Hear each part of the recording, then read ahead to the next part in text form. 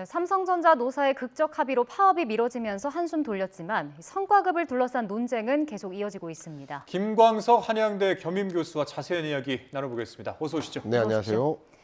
네, 삼성전자 노조가 예고한 총파업을 앞두고 노사가 극적으로 임금 협상안에 잠정 합의를 했습니다. 물론 정부가 적극 중재 나서기도 했지만 노사도 한 발씩 물러섰기 때문에 이런 결과가 나온 걸까요? 네, 모든 협상은 뭔가를 주고 뭔가를 내어주고 나도 물러서고 저쪽도 물러서야만 가능한 거죠. 나의 입장만 확고하게 주장을 한다면 합의점에 도달할 수가 없겠죠.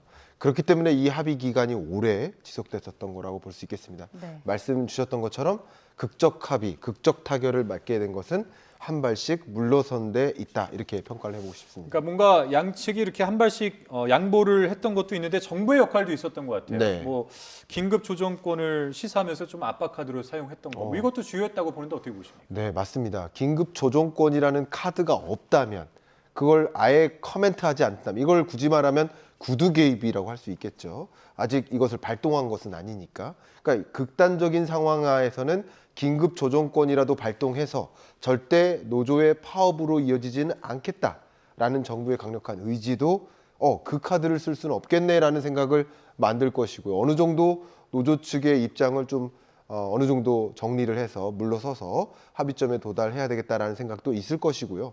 역사적으로 이 노동자합의 쟁의나 파업의 여정에서 고용노동부 장관이 직접 중재에 나선 경우는 없습니다.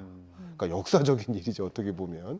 그리고 여러분 잘 아시겠지만 이재명 대통령도 노조 출신이고, 그리고 고용노동부 장관도 노동조합 위원장 출신이고, 그렇기 때문에 이런 합의 과정을 당연히 잘 지켜보았고 실무에서도 나섰기 때문에 양쪽의 입장을 조율하는데 어느 정도 감각 혹은 실무 경험 이런 것을 갖춘 인물들이 아닌가라고 평가를 하고요. 그것이 상당 부분 역할을 했다라고 저는 의견을 드리고 싶습니다. 네, 교수님께서 조금 전에 얘기해 주신 것처럼 이 대통령도 좀 노조를 겨냥한 비판을 하기도 했었고 네. 김영훈 장관도 중재에 나섰기 때문에 정부 역할이 좀 주요했다라는 건데 네. 사실 파업 돌입을 90분 정도 남겨두고 노사 합의가 이루어진 거잖아요. 네. 근데 이제 이렇게 해서 합의가 됐다면 그 전에 좀 되면 어땠을까라는 생각도 있거든요. 어떻게 보셨습니까? 아마 이 과정을 다 지켜보신 국민 여러분, 또 진행해 주시는 앵커 여러분, 저도 마찬가지 그런 마음을 갖고 있을 거라고 생각합니다. 그럼에도 불구하고 제가 드리고 싶은 의견은 그만큼 합의점에 도출하기 어려운, 한 발이라도 물러설 수 없는 그런 첨예한 대립이 형성된 것이다. 마치 저도 이 자리에서 많이 의견을 드리고 있지만 미중이래요. 이란과 미국 간의 전쟁, 이란 전쟁 같은 경우도 미국과 이란 간의 이 합의점에 도출하기 어려운 그런 여정처럼 절대 물러설 수 없는 그런 여지를 남겨놔두고 막판까지 이 합의점에 도출하지 못했었다라는 그런 평가를 드릴 수밖에 없는 것 같습니다. 예. 어쨌든 삼성전자 노사 합의가 됐고 이제 날이 밝고 이제 우리 증시 시장 과연 이제 어떻게 반응을 할지 좀 궁금을 했는데 코스피 역대 최대 상승폭을 경신했습니다. 네, 그리고 이제 8,000선을 좀 다시 한번 눈앞에 두고 있는 그런 상황이 됐고 그렇습니다. 삼성전자와 하이닉스도 많이 올랐습니다. 네. 어떻게 평가하십니까? 국가적으로는 어쨌든 좋은 일이죠. 그리고 최고 극단까지는 가지 않았다라는 안도, 그리고 삼성전자의 파업으로 내몰릴 수도 있다라는 그 불확실성이 완전히 제거되는 거죠. 물론 여지는 남아 있습니다. 아직 과정은 남아 있습니다만 또 시장에서 판단하기에는 파업은 없네라고 받아들이면서 불확실성, 안개가 흩어진 거죠. 그러면 위험자산 더 담아야지, 또 삼성전자 담아야지 하는 행보였는데 좋은 일이니까 저도 재밌게 말씀을 드려보면 어젯밤이죠. 10시 반에 딱 발표되자마자 저도 이제 유튜브에서 제 채널에서 말씀을 드렸어요. 그리고 삼성전자 30만 원 간다라는 메시지를 드렸어요. 근데 오늘 전망을 하신 거죠, 그렇게? 그렇죠. 예. 오늘. 근데 정말 30만 원을 딱 찍고 내려와서 저는 나름 좀 재밌고 예. 기분 좋고 여러분들도 기분 좋은 그런 하루를 보내셨지 않았을까 이렇게 의견 드립니다. 네, 그러면 중장기적으로 봤을 때는 반도체주 랠리가 다시 시작됐다고 봐도 되는 겁니까? 이것도 한번 예측해 주시죠. 자, 이 부분 말씀드리겠습니다. 반도체 랠리는요, 이미부터 시작됐고요. 그 시작은 이제 시작 지점입니다. 많은 분들이 AI 버블, 거품론, 저는 이제 한 6개월 동안 이 AI 거품론이라는 단어가 딱 등장했을 때 똑같은 말씀 드렸거든요. AI 거품론에 거품이 꼈다. 정말 이 AI 업계에서 어떻게 지금 AI가 적용되고 산업계에서 무엇을 준비하고 있는지를 제대로 아는 분들은 아무도 거품론에 동의하지 않습니다. 정말 시작이고 시작도 안 됐다고 말씀드릴 수 있을 것 같아요. 네. 제가 이렇게 말씀드릴게요. AI 풀스택이라는 단어가 있어요. 풀스택. 근데 SK텔레콤이 소위 이 AI 데이터 센터 건설 사업을 SK그룹 내에서 리딩하는 역할을 하는데, 그래서 AI 풀스택이라는 이름을 씁니다. 이게 여러분들께 AI 산업 섹터를 이해하는 데 굉장히 도움이 됩니다. 맨 밑단에 벽돌이 있는데 그 벽돌이 바로 AI 인프라예요. 그 위에 있는 벽돌이 있어요. 3층 벽돌. 그 위에 있는 벽돌이 AI 모델이에요. 마지막 위에 있는 벽돌이 AI 서비스입니다. 우리는 AI 서비스를 이용할 뿐이에요. 직접 밑에 있는 AI 데이터 센터를 가본 적도 없어요. 그죠? AI 서비스를 이용해요. 근데 AI 서비스 경쟁이 정말 폭발적입니다. 너도 나도 AI, 그리고 너도 나도 나만의 구축된 새로운 AI 모델을 제안해요. 이렇게 움직이는데 지금 병목 현상이 있어요. 그것을 만들어내기 위해 절대적으로 필요한 게 AI 인프라인데, AI 인프라가 충분히 공급 안 되는 거예요. 왜? AI 인프라, 데이터 센터의 핵심이 뭐예요? GPU 더하기 HBM, 메모리 반도체입니다. 그러니까 데이터 센터는 한마디로 반도체 덩어리인데, 반도체 공급이 충분하지 못하다 보니까 이 나머지 이게 병목 현상이 생기는 겁니다. 그러니까 어떤 일이 일어나죠? 반도체 가격이 급등하는 거죠. 왜 반도체 가격이 급등할까? 수요는 넘쳐나는데 공급이 부족하니까 병목 현상인 겁니다. 그래서 이 가격이 급등하는 과정에서 역사상 최대 영업이익, 우리나라 삼성전자, SK하이닉스, 엔비디아도 마찬가지 역대급 영업이익을 누리는 거죠. 그리고 이것은 이제 시작에 불과한 상황인 거죠. 그래서 AI 거품론이나 이런 것에 너무 현혹되지 마시고 지금 정말 AI 산업 생태계가 어떻게 움직이는지를 한번 들여다보실 필요가 있겠다라고 의견 드리고 싶습니다. 예, 뭔가 이 삼성전자를 전망하셨던 것처럼 방금 전에 말씀하셨던 이 반도체주의 랠리 시작이다. 네. 이것도 전망이 좀 맞아 보기를 네. 많은 분들이 아마 기대하시지 않을까 하는 생각이 좀 듭니다. 네. 자, 다시 한번 뭐 임금 협상 관련해서 이야기를 이어가 보겠는데, 삼성전자 노사 간 이견차가 컸는데 과연 어떻게 좁혀 나가는지 노사 입장이 한번 준비가 되어 있습니다. 먼저 들어보겠습니다. 이번에 잠정 합의를 통해서는 우리 보상제도에 대한, 특히 이 특별 보상제도에 대한 제도화, 이런 부분들을 굉장히 구체화했다, 이렇게 말씀드릴 수 있겠습니다. 현행 삼성전자의 제도가 있긴 하지만 그에 대한 의견 차이가 있었고, 회사 측에서 1년간 그 적자사부 배분 방식에 대해서 유예를 해주셨고, 그에 대해서 저희도 합의를 도출하게 되었습니다.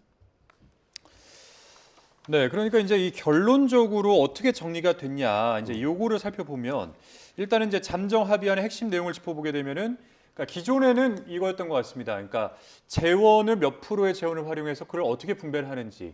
이제 사측에서는 뭐 이제 세금을 안문, 뭐 영업이익에서 15%를 떼서 이제 해달라, 이제 이런 요구를 했었고, 사측은 받아들일 수가 없었다라는 입장이었는데, 어쨌든 최종적으로는 이런 내용이었던 것 같아요. 그러니까 기존의 그 성과급 제도를 유지하면서도 특별 경영 성과급이라는 걸 신설한다. 그러니까 투 트랙으로 한다라는 얘기죠, 지금. 네, 그렇습니다. 말씀 주신 그대로입니다. 물론 이게 사측에서 이 특별 경영 성과급이라는 개념, 특별이라는 단어를 쓴 이유는 무엇일까 해석을 해 보면, 이게 제도화라든가 지속성에 관점을 두지 않고자 하는 의도가 좀 담겨 있다고 생각은 합니다. 그리고 이게 영업이익이 이번에 역대급 실적이 나왔는데, 정말 이 영업이익이 내년에도 내후년에도 계속 지속될까라는 의문점이 남아요. 그리고 많은 투자자, 이 삼성전자 투자하시는 분이 한 500만 명 됐는데, 그 500만 투자자 여러분들 입장에서 봤을 때 이렇게 성과급이라는 고정비 성격이 계속 지속적으로 나가야만 한다면, 그러면 삼성전자는 신규 투자, R&D, 또 미래 기술적 격차를 벌리기 위해 지금 추격자들이 어마어마합니다. 예. 중국 기업, 뭐 대만 기업, 미국 기업, 추격자들, 메모리 반도체 기업들이 어마어마합니다. 그리고 맹추격하기 위해서 어마어마한 자금을 신규 투자하고 있어요. 근데 이렇게 많은 돈을 영업이익의 많은 비중을 성과급으로 지급하다 보면 그만큼 신규 투자 의지가 꺾이고 이 기술적 격차를 유지하기 어렵지 않겠느냐, 이런 여러 가지 생각들이 담겨 있기 때문에 예. 특별 성과급이라는 표현을 쓴 거라고 저는 해석을 해봅니다. 그리고 이 부분에 대해서 말씀드리면 원래 성과급이 대략 1.5% 정도 재원이다. 그리고 특별 성과급이 10.5%의 재원이다. 결과적으로 영업이익의 12% 수준에서 조율이 된 것이다. 이렇게 생각을 해보시면 좋겠고요. 사측의 요구와 노측의 요구가 달랐지만 노측의 요구 처음에 영업이익의 15%를 요구했지만 그 중지점을 찾아간 게 12%가 되는 것이다. 이렇게 받아들이시면 도움이 되겠습니다. 네. 그리고 특별 경영 성과급 지급 형태를 보면 또 자사주입니다. 네. 근데 이제 이거를 이제 삼성전자가 지급할 성과급 규모를 계산해 보면 31조 원 정도라고 하는데 이렇게 되면 삼성전자가 전액 자사주로 지급해야 하면 뭐 이거를 자사주를 다 매입을 해야 되는 겁니까? 네, 여러 가지 방식이 있는데요. 뭐 자사주를 매입해 주는 방식도 있지만 해당 뭐 노조의 노동조합 조합원들이나 혹은 그밖의 근로자들이 만약에 성과급을 받아야 되는데 현금으로 받지 않고 어떻게 하면 주식으로 받을까라는 관점에서 주식으로 사고 그 일정 비중을 돈으로 받는 방식도 있는 거죠. 그죠? 그런 방식도 여러 가지 방식이 있는데 자사주를 적극적으로 매입해서 이 근로자들한테 매각해 주는 방식도 있고요. 그러니까 여러 가지 방식이 있는데 그 디테일한 부분에 대해서는 아직 또 추가적으로 이 조정이 있을 거라고 보여지지만 그 부분이 확정적으로 발표되지는 않은 상황. 어쨌든 말씀 주신 것처럼 자사주를 지급하는 방식, 현금보다는. 근데 왜 자사주일까? 왜 현금으로 주지 않고 주식으로 준다는 것일까? 이 부분에 대한 생각을 좀 관철하실 필요가 있겠는데 뭐 두 가지 의미가 있다고 봅니다. 네. 첫 번째 의미는 근로자지만 노동자지만 주식을 보유하게 된다. 그러면 주식을 많이 갖고 있다고 생각해 보십시오.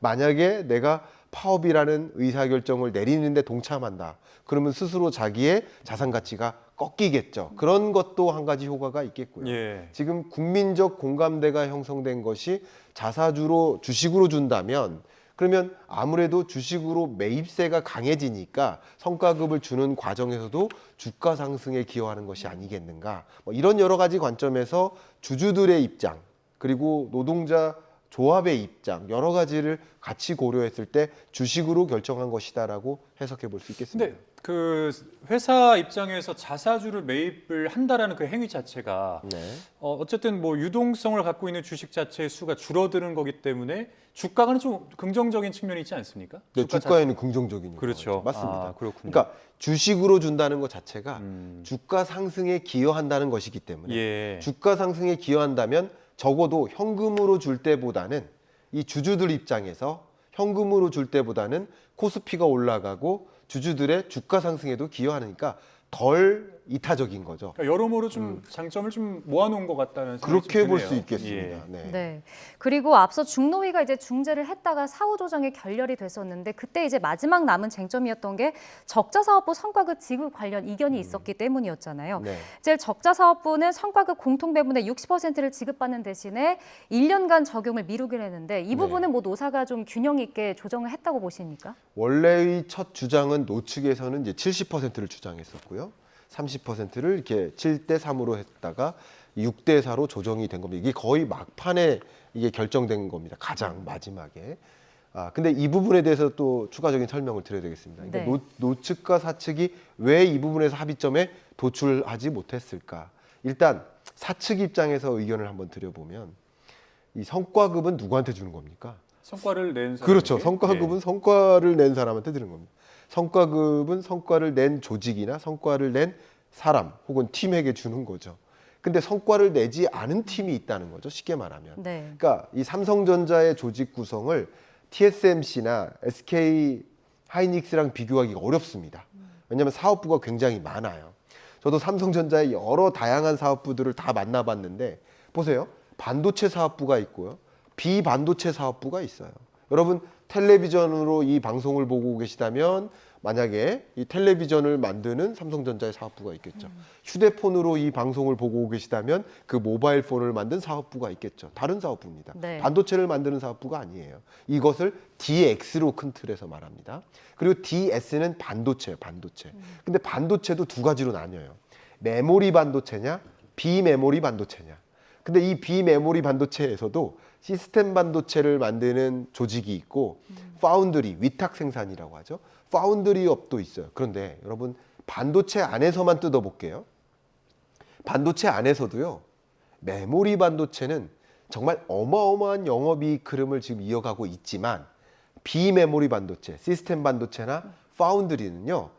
지금 적자입니다. 네. 마이너스 영업이익이에요.